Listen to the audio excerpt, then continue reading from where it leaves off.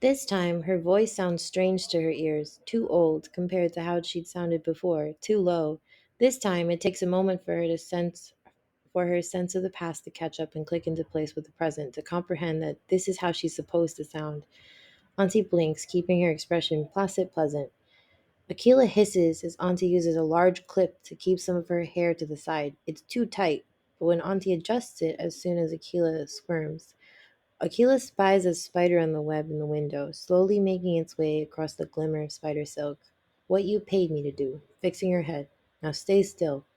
This time, when Auntie tugs, Akila has a sneaking suspicion about what comes next, but doesn't have enough time to react. And if she did, how would she stop? There's no stopping the sudden snapping back in time.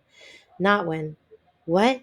Agila's a few years back now, and her brother is in front of her and her mother again. They're outside the building, and it's strange. Agila's a teenager, bigger than when she was 8 in front of the hot comb, but Jamal's the same size he was back then. Still larger than her, still larger than her mom, and still ready to pop off at a moment's notice. Achilles knows what this fight is about immediately, even if the details haven't caught up yet.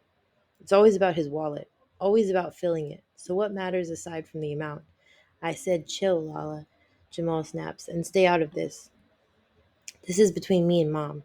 No, it's not, because Akila was supposed to have a calm day with her mama, getting those slender cornrows that her mother had perfected post hair straightening.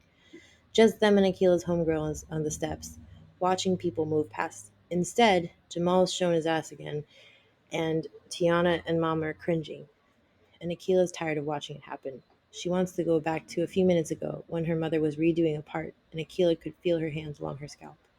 But Jamal isn't Jamal, and she isn't about to fight him. She does the only thing she can. How much do you need? Jamal blinks, his tirade halted in its tracks. Lala, what are you talking about? I've got money, Akila explained stubbornly, even before her mother opens her mouth to argue. What do you need today? 20? 40? She whips around to her backpack, digging in to find her wallet. She'd been saving to go out this weekend, all her allowance for the past couple of weeks, and a little extra from fixing a classmate's braids when the ends came loose. She shoves the cash in his hands, nearly everything she put aside. Take it, she tells him. She hopes he'll pretend to be gallant, to have a chip on his shoulder about taking money from her, but she knows him better than to expect it. He glances between her and Mama and Tiana. Tiana, who watches, memorizes every action and twitch and word before shoving the cash into his pockets. It's like sun breaking through clouds because he suddenly smiles. It's like the morning that you wake up and you realize your braids have finally loosened up, that the headache is gone, except that it just comes from the way Mama's shoulders unclench, as Jamal suddenly wants to remember their family. But Akila solved it. Now Akila's getting whiplash, struggling to remember the year.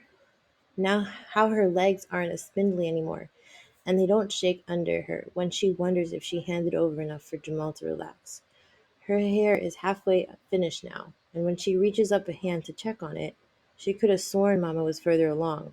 No, not Mama, Auntie, the witch. Akila jumps up from the chair now. Don't touch me, she snaps. Auntie flinches at Akila's volume, but recovers quickly, crossing her hands in front of her as if waiting for a child to stop having a conniption. And maybe she is, because all at once Akila is 17, 8, 16, and 14, and it's all dizzying. It's all too much. I don't know what you're trying to do to me, but I know. Now maybe I'm just old, Auntie starts, and Akila cringes despite her rage. Because she knows how this speech sounds. Which or no, it's always the same. Maybe I'm out of touch, but I don't get you, Akila. There's nothing to get between you and me, Akila assures her, gesturing. Her gaze shoots to the side at the slightest movement. A small spider crawls on the end table. Two spiders. Akila takes a step toward the door. She doesn't know magic, but she knows normal, and this ain't it. Akila shouldn't suddenly feel like Auntie is as tall as Jamal, as short as Mama.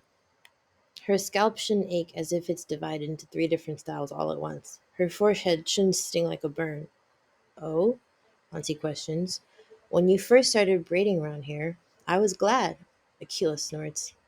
I'm getting up there in age, and I don't need to be fixing everybody's head all up. And Jaylene doesn't braid unless they see my arthritis acting up. Akila didn't know Jaylene could braid.